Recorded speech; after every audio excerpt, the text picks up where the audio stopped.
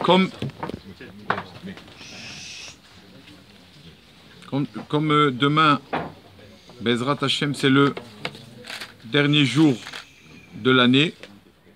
Donc, on va lire ce que cite un Rav au nom du Zohar, le Rav Chemdat Yamim. Il dit que il y a, Akadosh Baruch Hu a une place dans le ciel pour les téphilotes, toutes les prières du peuple d'Israël, chacun à son niveau.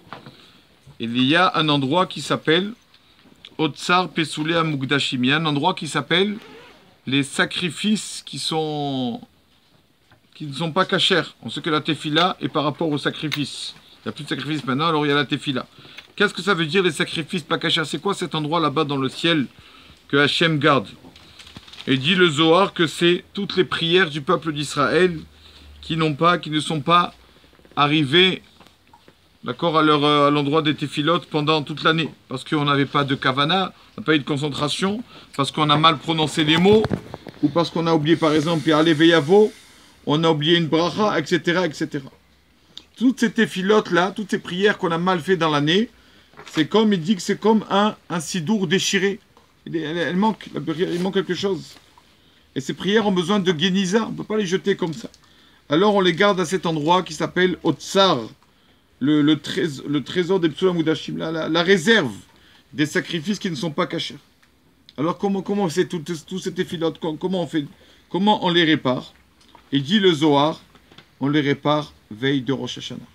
Le dernier jour de Rosh Hashanah, c'est-à-dire ce soir Arvit et demain matin Shachrit, et demain après-midi Mincha, les 3 dernières prières de l'année, là on répare et on rend cachère toutes les prières que dans l'année on a mal fait.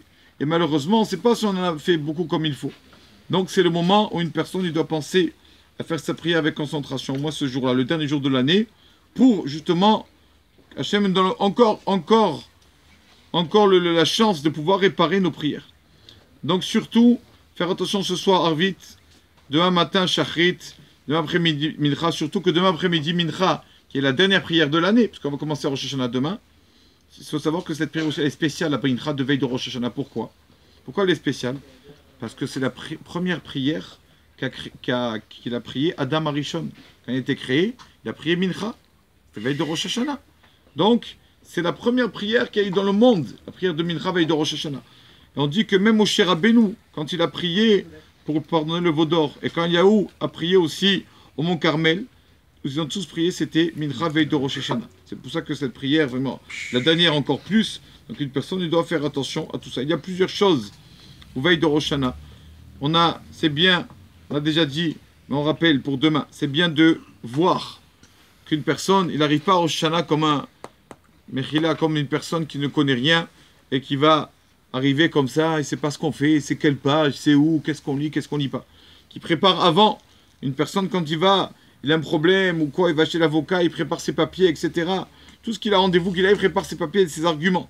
Pareil, on va venir prier devant Hachem pour être jugé favorablement demain soir, Rosh Hashanah, on doit préparer. Donc c'est bien que la personne prenne du temps un peu d'ouvrir son livre de Rosh Hashanah avant. Pas l'ouvrir que demain soir quand il arrive à la prière, l'ouvrir avant. Ah, on va dire ça, qu'est-ce que ça veut dire ça? Pourquoi on lit ça, etc., etc.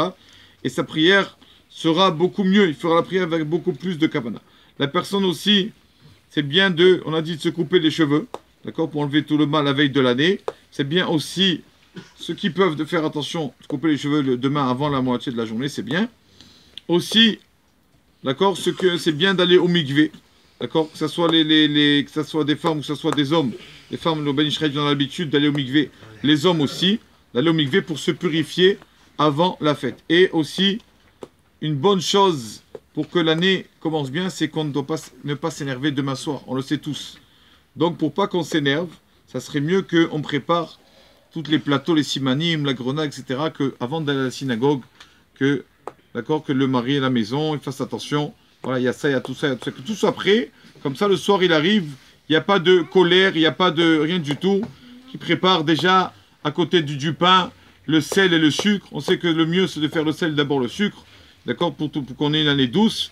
Et comme ça, Bezrat Hashem, on passera, si Dieu veut, encore beaucoup de bonnes années pour l'homme Israël. Amen.